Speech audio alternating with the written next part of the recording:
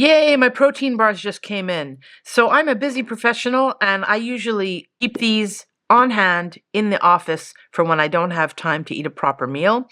These are somewhat keto friendly. You only have 2 grams of sugar for 21 grams of protein in here. Fantastic macro, I think.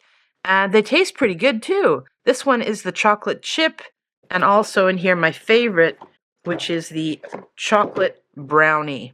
To reduce costs, I often buy these in bulk. So let's open up this chocolatey one because it is my favorite. You can have a look at what the bar looks like. Pack of 10 here. I usually take these out and dump them into a nicer serving tray so they're ready to go instead of in these boxes. And they are gluten-free and vegetarian friendly, but be careful, I'm not sure if they're vegan friendly. So there you go. Might not look that appetizing, does have that condensed feel of a protein bar, but this one, the chocolate's wafting right into my nose. It smells delicious. And yeah, just one bite really hits the spot. And you can get these on Amazon in different flavors. There's the peanut butter one that I really like as well.